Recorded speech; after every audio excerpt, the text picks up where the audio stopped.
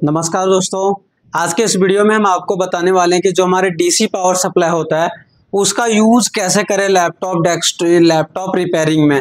तो जो DC power supply होता है ये जब आप लैपटॉप रिपेयरिंग के फील्ड में आते हैं तो बहुत ज़्यादा यूज़ होता है, क्योंकि अगर आप डीसी पावर सप्लाई यूज़ नहीं करते हैं तो आप उसे रिपेयर नहीं कर पाएंगे जब तक आपको डीसी पावर सप्लाई यूज़ करना नहीं आएगा।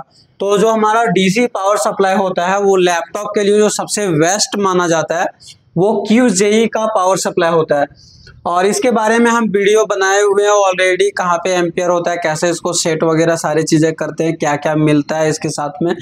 तो ये जो पावर सप्लाई होता है ये लैपटॉप के लिए यूज़ होता है ज़्यादातर और बेस्ट होता है। बाकी अब कोराड का हो, सनशाइन का हो, बहुत सारे डीसी सप्लाई आता है, वो सारे भी यूज़ कर सकते हैं।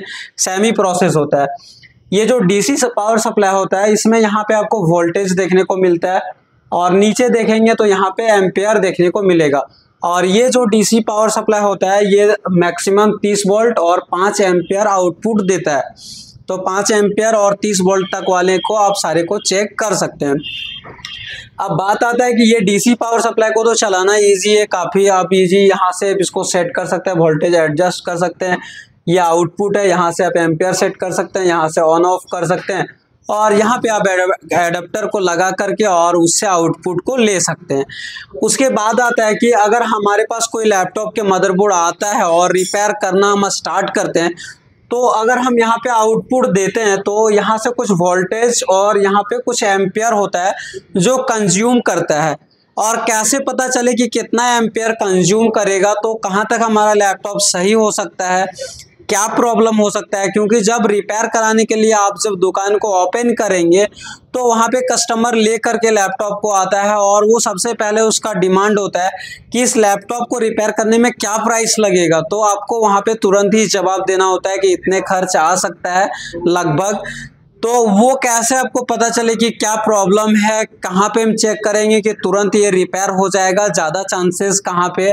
तो इस वीडियो में कंप्लीट आपको मिलेगा कि कहाँ पे कितना एम्पियर लेगा, तो कहाँ चेक करेंगे। तो चलिए, ये डीसी पावर सप्लाई है, ये मदरबोर्ड है और ये लैपटॉप है। इस प्रकार से आपके पास आता है। तो हमारे पास एक चार्ट बना हुआ है, हम उसको आपको दिखाते हैं कि जब कुछ एम्पियर को कंज्यूम करता है तो कहाँ पे आप चेक करेंगे क्या प्रॉब्लम रहेगा।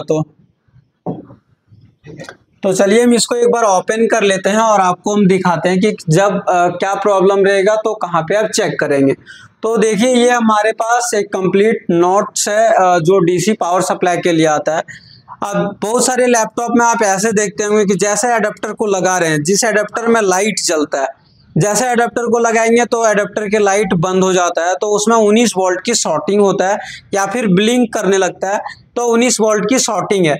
अब जैसे ही डीसी पावर सप्लाई को कनेक्ट करेंगे उस मदरबोर्ड में, अगर 19 वोल्ट की शॉर्टिंग है तो जहाँ पे आपको सीसी का लाइट सीसी दिख रहा था वहाँ पे वो ब्लिंक करना स्टार्ट कर देता है और रेड जलना लगता है। जब हम प्रैक्टिकल करा के दिखाएंगे तो उस टाइम दिखाएंगे कि कैसे वो लाइट जलता है। अब देखिए, अगर आपको डीसी पावर सप्लाई यूज़ करना होता होगा तो आपको पता होगा कहाँ पे लाइट ब्लिंक करता है।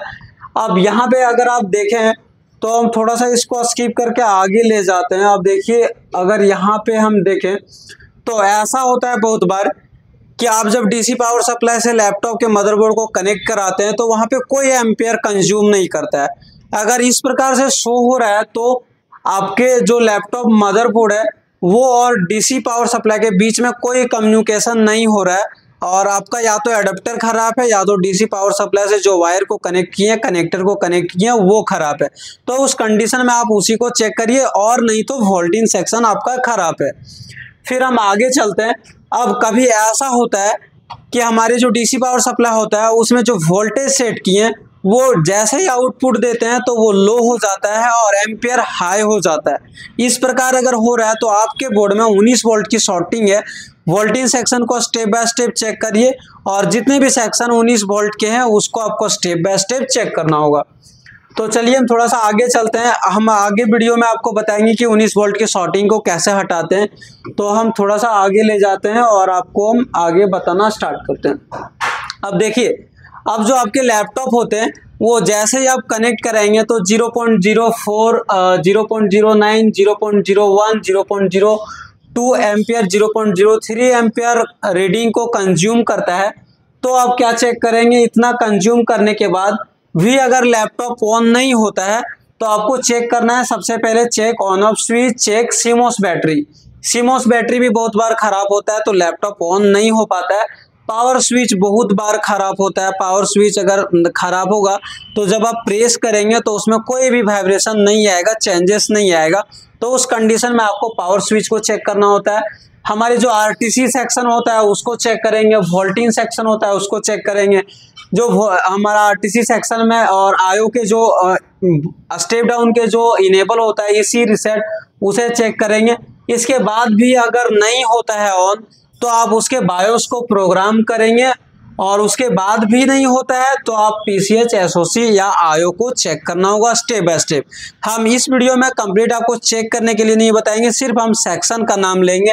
अगर आपको पता होगा तो आप उस सेक्शन को चेक कर सकते हैं, अगर इतने एम्पियर को कंज्यूम करता है तो।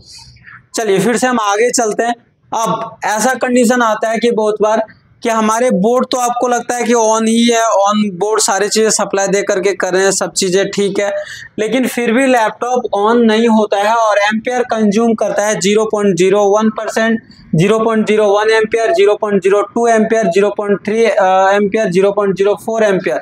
अगर इस प्रकार से शो करता है तो आप चेक करेंगे on off switch, RTC reset, SRTC reset, EC reset और बायोस को प्रोग्राम करेंगे। उसके बाद भी नहीं होता है तो आयो को चेक करेंगे, आयो खराब है या सही है।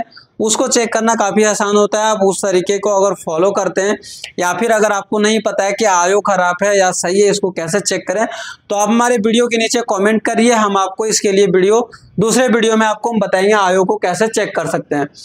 ये सारे चेक करने के बाद भी स्टार्ट नहीं होता है तो आपको स्टेप डाउन सेक्शन को चेक करना होगा। अगले कॉन्सेप्ट में जाते हैं।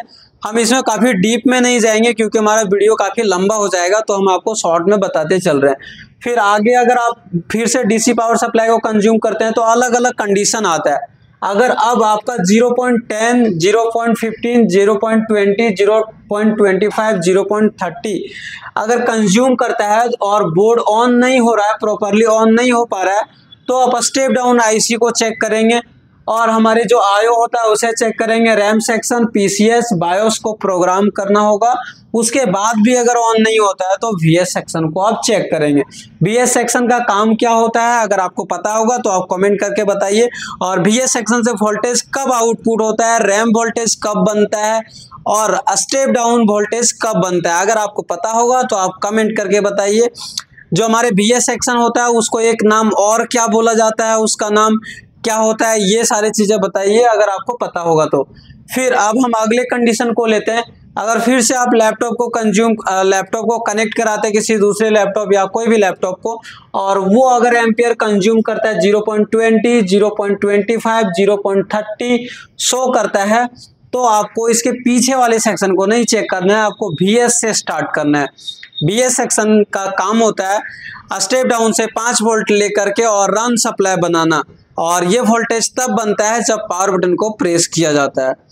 फिर आगे चलते हैं। उसके बाद अगर 1 वोल्ट का ऑलवेज का सेक्शन अगर आपके मदरबोर्ड में है तो उसको चेक करना है। 1.8 का सेक्शन है तो उसको चेक करेंगे। उसके बाद भी ऑन नहीं होता है तो आप पीसीएस सेक्शन को स्टेप बाय स्टेप चेक करेंगे।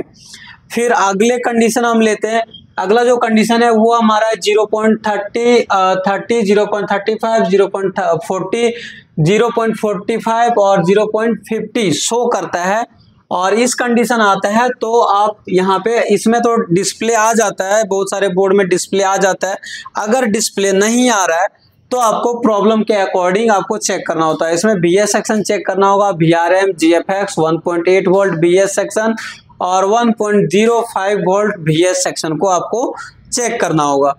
चलिए आगे चलते हैं। फिर अगले कंडीशन को लेते हैं। अगर आपके लैपटॉप में 0.45, 0.50, 0.55, 0.60 और 0.70 या 80 शो करता है, फिर भी डिस्प्ले अगर नहीं आ रहा है, अगर इतना एम्पियर कंज्यूम करने के बाद बोर्ड ऑन हो जाता है, फैन वगैरह सारे चलने लगेगा, बहुत सारे वोल्टेज बनना भी स्टार्ट हो जाएगा, लेकिन अगर फिर भी डिस्प्ले नहीं आ रहा है तो आपको चेक करना है सबसे पहले रैम सेक्शन, और रैम को चेक करेंगे।